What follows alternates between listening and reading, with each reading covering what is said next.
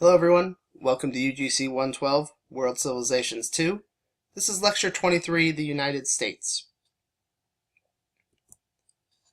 So for this lecture, we're going to have to go back a little bit. While Spain and Portugal were colonizing Central and South America, France and Britain were settling in North America. Of course, there was some Spanish activities as well. You could see in Florida, in Mexico, over here in what would be California. And you can also see on this map some of the disputed areas between these colonizing powers. Here between Spain and France, Spain and England, and then a lot of between France and England.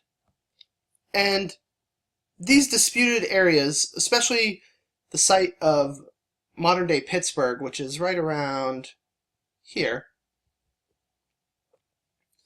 eventually led to the French and Indian War. And this is what we call this war in the United States, and we named it after the enemies of the British, the French and the natives, the Indians. Elsewhere around the world, this war is often just called the North American part of the 7 Years' War. And that's because it was part of the 7 Years' War. On the British side, you had colonist militias who were fighting alongside some members of the British Army. And this really was the first extended use of British regulars in North America during the French and Indian War. One of the officers fighting under British commanders was the then 21-year-old George Washington. He was a major to start off with. And here you can see him later as a colonel of the Virginia Regiment in 1772. And this is actually the earliest authenticated portrait of George Washington. He led a successful raid in 1754 in what is considered the first battle of the French and Indian War. But eventually he was forced to withdraw from a fort that he had constructed in the area.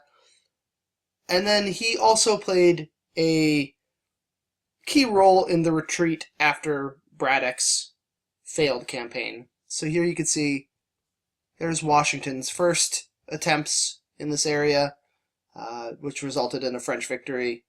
The area is part of William Braddock's expedition, and then, of course, another French victory there. Despite these early setbacks, eventually the British were able to take Fort Duquesne, which again is in the heart of modern-day Pittsburgh, which you can see here under Forbes. There it is, right there, Fort Duquesne, falling to the British. The British were also rather successful in the more northern areas, including the taking of Fort Niagara here, which had been fortified by the French since 1678. So since we already know the outcome of the 7 Years' War, we've talked about it quite a bit, it's not surprising then when we say that the British were the ones who won the French and Indian War, right?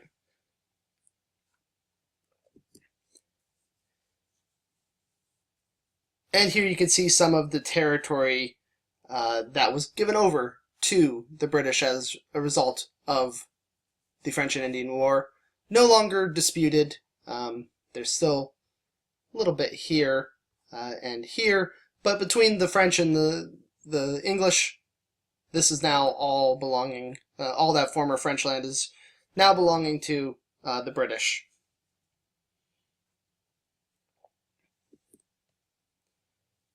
Fighting such a global war against the French had left Britain in a great amount of debt.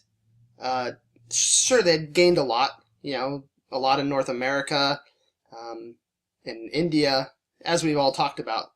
But they had to borrow a lot of money in order to fight this war. So how could the British government pay off its debts that it incurred from this? similarly to what we saw in Latin America, remember where the Spanish tried to force its colonies to pay for the improvement of its defenses? The British decided to do much the same way. They decided that they would tax the colonies in order to help pay for the war that they had fought, and also to keep the troops there for the protection of the colonists. And this idea of taxation really upset the colonists because they had no representatives in Parliament. You'll often hear the phrase taxation without representation. And because they didn't have representation, yet were still being taxed, they felt that this was a denial of their rights as Englishmen. Because remember, they are Englishmen at this point. And then on top of all of this, you add that the colonies had been pretty much self-governed through local legislators since they were founded. Sure, there were royal governors, appointed by the king and by Parliament, but they often had worked well with the local legislators there. So there was a great deal of self-governance already ingrained in the American colonies. Add on to that a lot of the colonists, well, a good amount of the colonists who were well off had been reading the works of the Enlightenment. You recall things like Rousseau's belief that people had the right to choose and remove their government. And so they were being inspired by this. They're upset about the taxes without, any representation. They have a history of kind of governing themselves, and now, added to all of this, you have the ideas of the Enlightenment. It created a lot of animosity in the colonists towards the British government, these actions. So what kind of goods were being taxed? Stamps, and we don't mean like, stamps that you put on a letter. We're talking about all the paper that needed to be used for things like newspapers, legal documents, playing cards. All had to be made with a certain paper that came from London and then would be authenticated with these stamps that would be put on the paper. So basically, in order to, have any publication of significance, you needed this special paper that was proven with a stamp. And that's what we're talking about when we talk about the Stamp Act. Sugar was also highly taxed.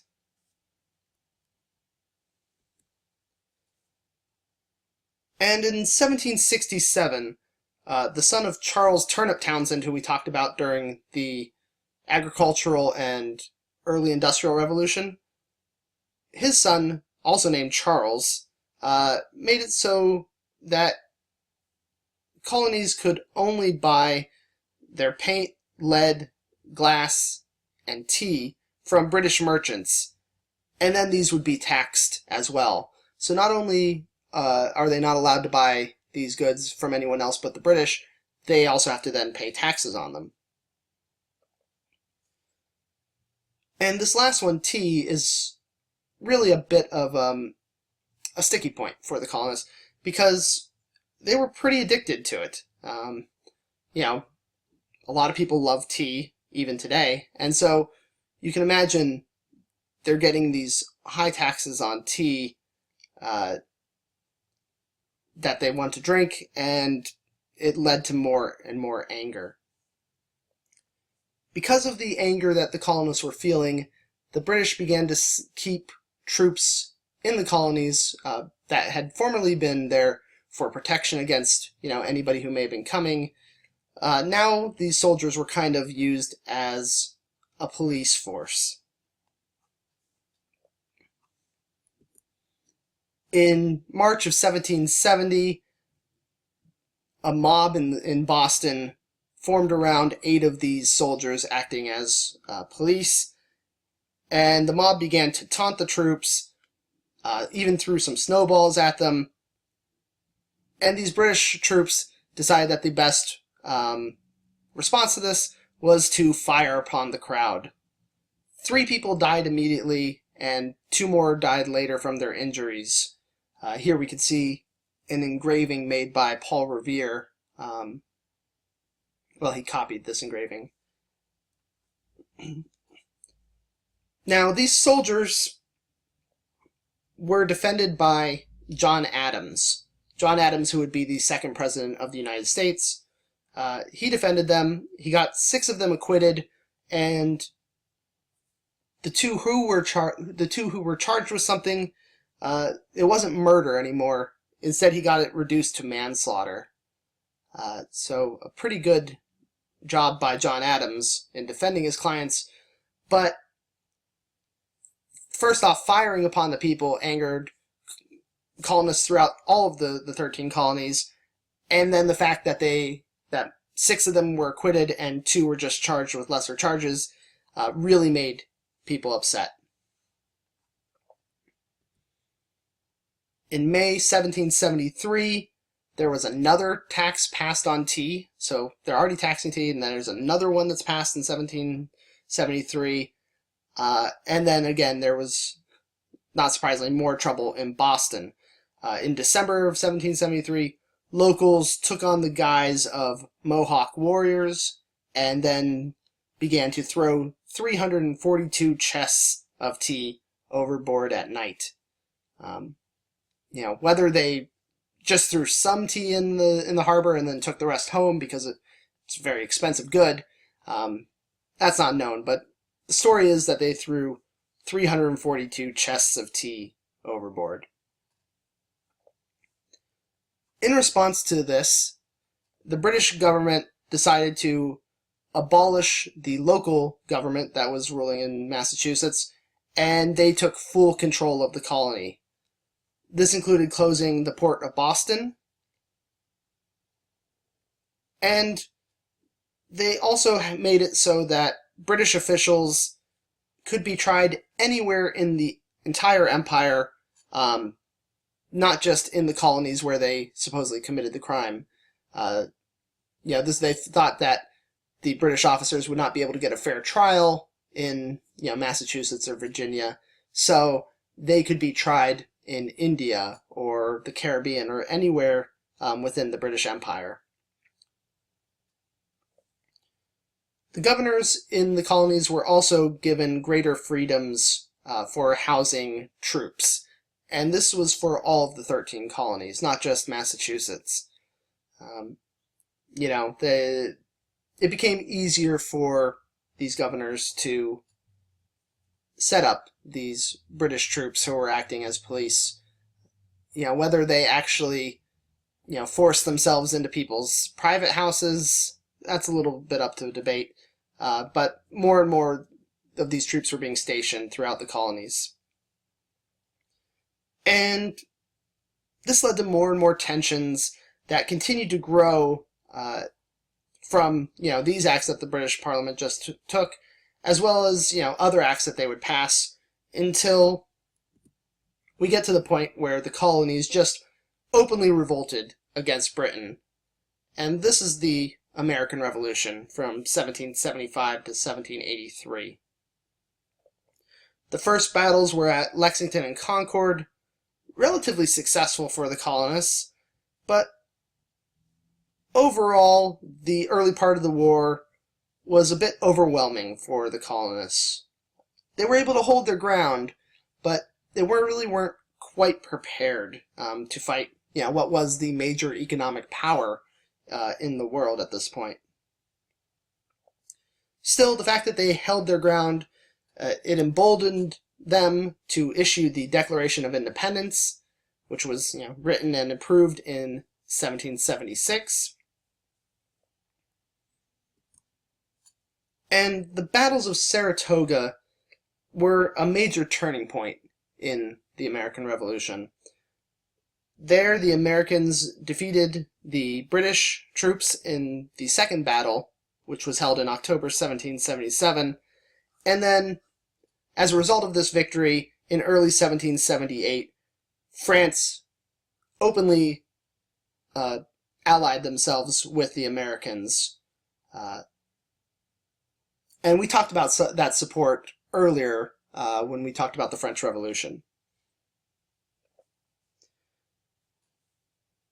The Spanish and the Dutch would later join in with France in terms of a global war fought against Britain. So that helped distract the British from what was happening in America, while they were fighting off the French and the Spanish and the Dutch in other parts of the world. And Spain had in fact been supplying the Americans with some goods and had opened up trade to the Americans since 1776. So France was the one who was actively allied with the United States, what would become the United States. But the Spanish were certainly there helping in terms of supplying and offering trade to the colonists. Eventually, the British were forced to surrender at Yorktown in 1781. This effectively ended the war, and a treaty was signed in 1783, a Treaty of Paris.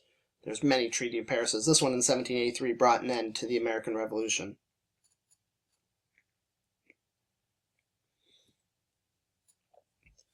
Shortly after issuing the Declaration of Independence, the Second Continental Congress, which was a body of appointed men, not elected men, they began to draft what would become the Articles of Confederation.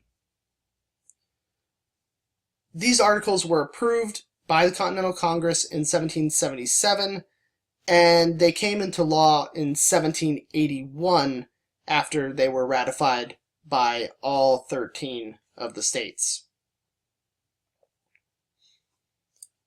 In the Congress itself, there had been a great deal of debate about where the power should lie in terms of government. This founding document gave most of the power to the states. That left the national government intentionally weak. They had just, they were breaking away from a very strong government, the Parliament in Britain. So they left this national government intentionally weak, leaving most of the power in the hands of the states. What did this mean? That meant there was things like no national currency. Each state printed its own money, and they were also in charge of imposing their own tariffs. So if you wanted to trade, if you lived in New York and wanted to trade in Pennsylvania, Pennsylvania could impose a tariff on the goods that you were bringing in, and vice versa. So trade between the colonies became rather costly because there was no, overreaching body that oversaw this. There was also no postal service. After the war, the Continental Army was disbanded, and really only enough national troops were left to man the frontier forts to protect, from Canada and from the natives. There was also no national navy. Instead, 11 of the 13 states had their own navy. And without a united naval force, the U.S. merchant ships were often attacked by pirates. Because, there was no national navy to go and support them. The national government also could not tax the states. It could only request money from them. Not surprisingly then, states would not even pay the full amount that the national government asked for. So there was no taxation, no way for the government to really gain money. There's also no clear foreign plan or even an executive branch to this government. Basically, if you wanted to make treaties or trade agreements with other states, you had to do so, or when I say states, I mean like France and Spain. Basically, each individual state had to do so. So, Virginia would have to create trade agreements with Spain or whatever. It wasn't left to, the United States. Because of this weakness of national government, and some of the problems that I just discussed, in 1787, delegates from the 13 states came together in order to revise the Articles of Confederation. Soon, they decided that instead of revising the Articles of Confederation, it would just be better to create a whole new system. Scrap it and, create something brand new. This meeting would gain the name of the Constitutional Convention because it's from this convention that the Constitution was written. You can see there, here is the Constitutional Convention. There's George Washington as the acting president of the convention. And the Constitution gave the United States government a bit more power. The power was divided between the legislative, judicial, and executive branches, much like we saw, in the ideas of Montesquieu. And through the branches, the national government was able to control things like tariffs. They could have a small army and a navy, in order to defend itself. A postal service was also created. The Constitution was ratified by the states in 1788 and came into effect in 1789. George Washington, the commander-in-chief of the old Continental Army, and, like I said, the president of the Constitutional Convention, would go on to become the first president of the United States. He would later refuse to run for a third time, which kind of set a precedent. Now it's law that you can only do 2 terms, but after Washington, it was just a precedent, and that's because of his deciding not to run for a third term. The first couple decades of the United States saw the country grow in terms of like governing itself, and then also in terms of westward expansion. This expansion westward was greatly aided when the third president, Thomas Jefferson, bought 828,000 square miles from Napoleon and the French government in 1803 for $15 million, which is roughly $250 million in 2016. So quite a deal, spending only, what is the equivalent of $250 million in 2016. But you got to think, this is a pretty new state. $15 million is a lot of money. So, but it was worth it. The westward expansion of the United States also created more tensions with the British, who were supporting the Native Americans against the settlers as they moved west. The British also tried to restrict trade between the United States and France, because this is going on right during the Napoleonic Wars, right? So Britain and pretty much all of Europe is against France. So the British are trying to stop all trade between the United States and France. Due to these Napoleonic Wars, the British also began the practice of impressment. And impressment was basically the capture of U.S. soldiers or sailors and forcing them to join the Royal Navy. The British government felt like they had the right to do this because there were some British deserters who had joined the United States Navy, and merchant vessels. And then they also claimed that people who were now in the United States were born as British citizens, so they could be recruited into the Royal Navy.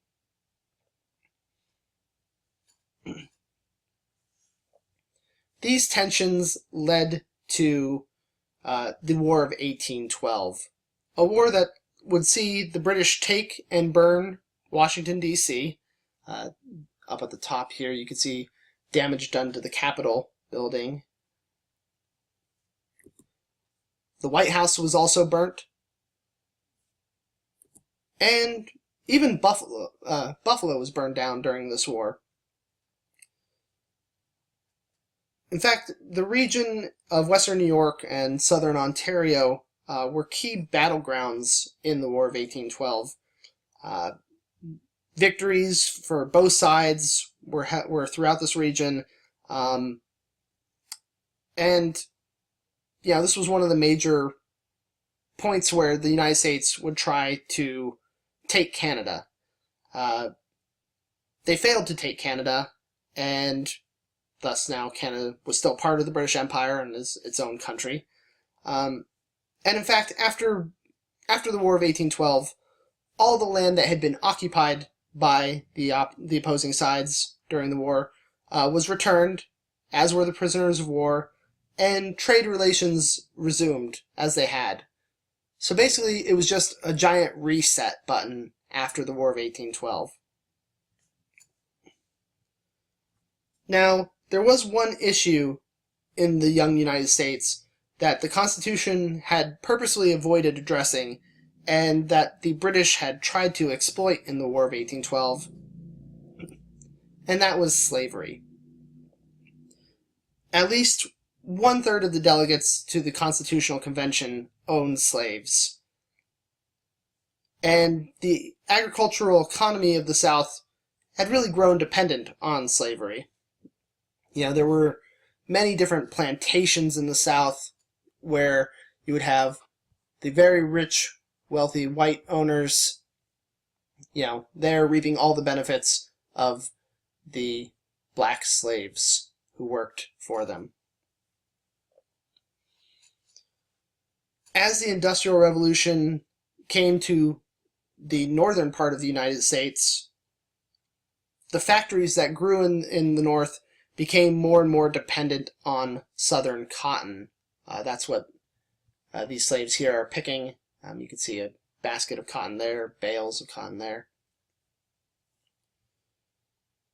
And at this time, around 1/5 of the population of the United States were slaves. So, as the U.S. was expanding west, this issue of slavery intensified more and more, based around which regions would be free and which regions would own slaves.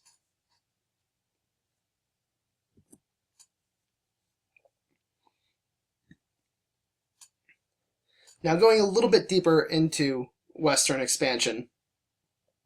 When Mexico gained its independence from Spain, which we saw in the last lecture, the new Mexican government, and I say new Mexican as in this is a new government for the country of Mexico, offered land in its northeastern region called Texas, or Tejas. They offered land to settlers because they wanted to be able to better defend it and to just have the region generally more settled. There were some requirements, though, for if you were going to move in to Tejas. Settlers had to convert to Catholicism, they had to swear loyalty to Mexico, and then they couldn't own slaves in Tejas. Obviously, the prospects of free land was very attractive to many people, including many from the southern part of the United States, who accepted the offer, this free land. But when they moved in, many kept their Protestant religion, and they brought along with them their slaves. As Mexico tried to abolish slavery throughout all of the country, these settlers decided that the best way, the best course of action was to break away from Mexico. And Texas then declared itself an independent republic. Now, Mexico never recognized this. They always felt that Texas belonged to them. And for around 9 years, Texas was an independent country. While it was an independent country, it had often been negotiating with the United States to become a member of the United States throughout its entire 9-year history as an independent country. In 1845, the U.S. did end up annexing Texas, and you can imagine that this greatly upset the Mexican government, right? They still believed that Texas belonged to them, that that was their land. They never recognized that Texas was an independent country. They just saw them as people in revolt against Mexico. So now you have the U.S. annexing this land, saying that it now is part of the United States. The United States actually offered to buy the land in Texas from Mexico, but the Mexican government refused this, and instead the two sides went to war.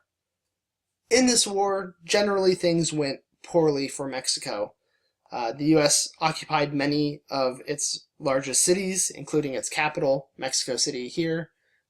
You can see the occupation of Mexico City there. And since its largest cities and its capital were occupied, Mexico was unable to continue fighting, and so they signed the Treaty of Guadalupe Hidalgo. This treaty gave the United States a great deal of territory in the Southwest. Future states like California, Nevada, Utah, some of Colorado, some of New Mexico, and what would be most of Arizona. Now, not the section of Arizona that I am originally from. That was purchased in 1854 for $10 million, which is roughly $270 million in modern terms. So more than what the Louisiana purchase was at the time, but about $5 million less than all of that land that was purchased during the Louisiana Purchase. And it was purchased so that they could build a southern railway across the continent, was the idea. In 1846, the United States also entered into a treaty with Britain that helped resolve the disputed land in the Pacific Northwest. You can see that here, basically this border is set in this 1846 treaty. Before that, there had been different disputes about who owned what.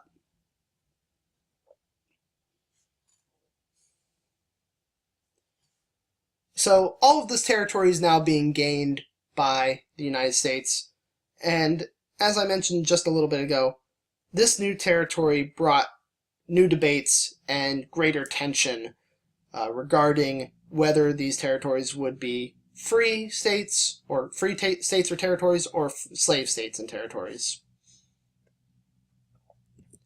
The United States had been trying to maintain some balance.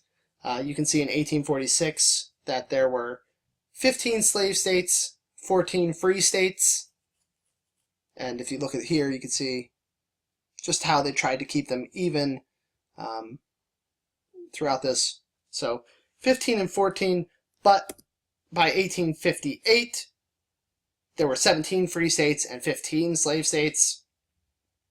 And then came the election in 1860 of a lawyer who had served a term in the House of Representatives and had famously given a speech that said that the U.S. could not stay half slave, half free.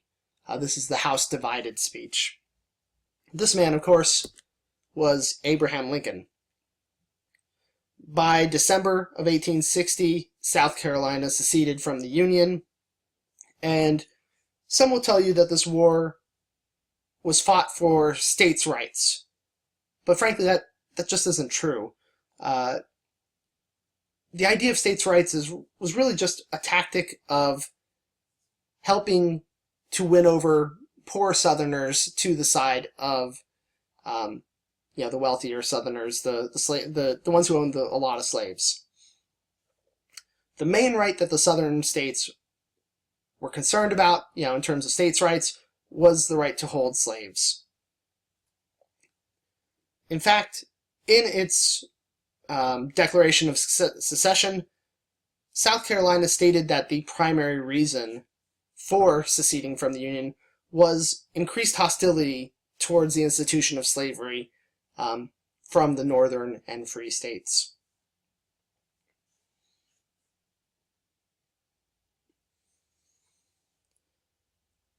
Now remember, the U.S. had tried to be a loose confederation before the Constitution, and it just didn't work out. So this idea of, these states having all of these rights had already been shown to really not work.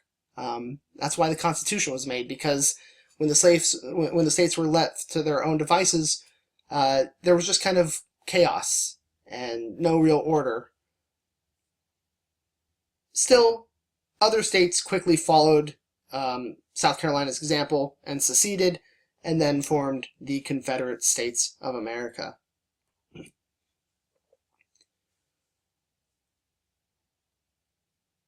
The North held many advantages over the South. It was industrialized, which had led to many immigrants coming in looking for work. Of course, some of those immigrants, had fled things like the Irish potato famine, but a lot just looking for work, and this made the population much larger and also more diverse. In all, the North had around 22 million people living in it, and you can compare this to only 9 million living in the South. And then, when you break down that 9 million, 3 million of those were slaves. So, a third of the entire population in the South were slaves. So those were the major advantages of the North. Things that would make you believe that this should be a very short war.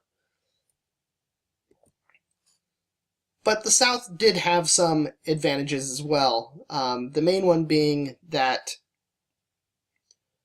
many of the best and most well-trained military officers were actually Southern. This included Robert E. Lee, who's right here. That's Robert E. Lee, who was the son of a Revolutionary War officer and himself a distinguished officer in the Mexican-American War. In fact, he had been the superintendent of the U.S. Military Academy for a time, and many other officers in the Confederate Army, were some of the best of the best. And then a point that shouldn't be discarded is that many Southerners were fighting for their livelihood, right? Like I said, the economy of the South was dependent upon slavery. So they were fighting for their livelihood, the way they knew how to live, that's what they were fighting for.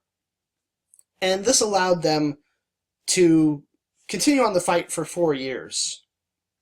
Eventually, the advantages of the North were just too much for the South, and the long, bloody war finally ended. This left the South in a state of devastation. You can see here, this is Richmond, some of the ruins of Richmond left from the fight. That was the capital of the Confederacy. And Lincoln had seemingly moderate plans to reincorporate the South back into the fold. Of course, then Lincoln was assassinated by John Wilkes Booth, and this angered many Northerners. Many of the congressmen from the North then decided that instead of, bringing in the South back leniently, they would punish them. So those moderate plans soon became punitive. And it was during this era, which we call the Reconstruction era, that President Andrew Johnson was impeached and removed by radical members of the Congress because they felt that he was not punishing the South enough. And in general, he was, in this time of turmoil, not the strongest of leaders.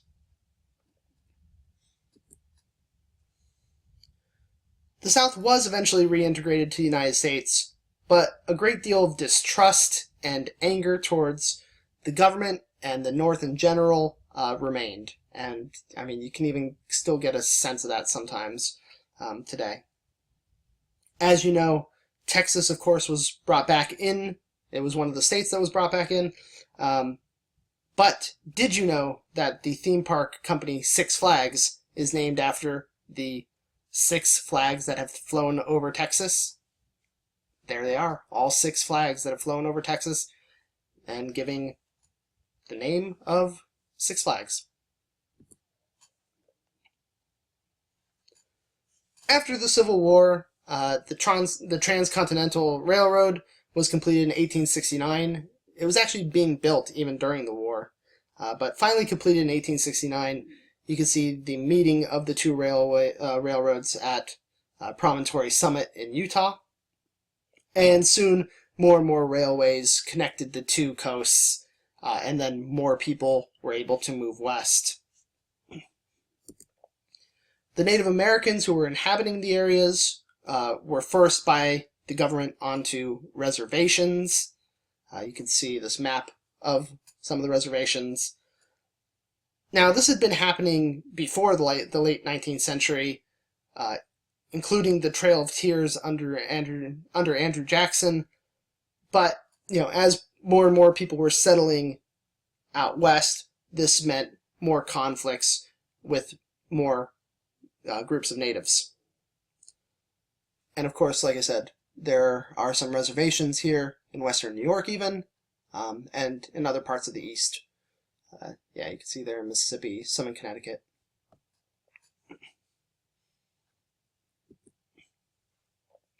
In 1898, the USS Maine was sunk in the harbor of Havana, Cuba. Some lawmakers then pushed the United States into a war with Spain. And really what this war became about, it was a colonial war.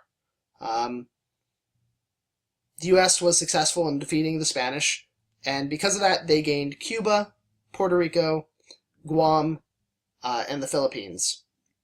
And here you can see the United States sitting at the table trying to choose from Cuba. Here's Puerto Rico, the Philippines, and now the Sandwich Islands are on here, or Hawaii, as we call them today. They're on there because the United States annexed Hawaii as a territory in 1898. This was about 5 years after a group of Americans had overthrown the government that had existed in Hawaii. But in 1898 they were brought in, not part of the Spanish-American War, but still part of that imperialistic drive of the United States in the late 19th century. So, the United States, the victors of the Spanish-American War, and besides the United States in general, one of the major winners of this war was Teddy Roosevelt, this man right here, in the glasses at the center of this picture. As colonel, he led his Rough Riders, to help win the victory at San Juan Hill in Cuba. And here, like I said, there's Teddy, surrounded by his Rough Riders. What you don't see in this crop picture is the rest of the army that had fought along with his unit. Pretty good PR by Teddy Roosevelt there. Using this fame, he was able to secure the nomination for vice president for William McKinley's second term. McKinley's first vice president died during his term as vice president, and so Teddy Roosevelt became the nominee for vice president for William McKinley's second term.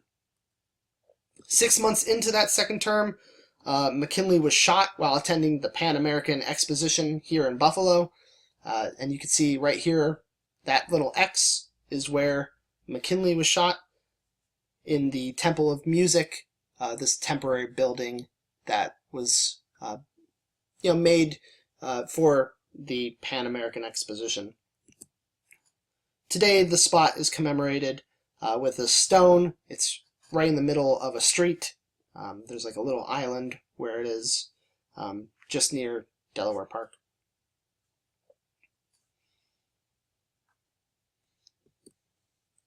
In September then of 1901, Teddy Roosevelt took the oath of office in the Ansley Wilcox House on Delaware Avenue, and as president, Teddy would push the U.S. to become more of a world power. Remember that war between Japan and Russia that we talked about earlier, the one in 1905, the one that the Japanese defeated the Russians? He was the one who negotiated the peace treaty between these two sides, and this actually, that role as mediator earned him the Nobel Peace Prize in 1906, making him the first American to be so honored.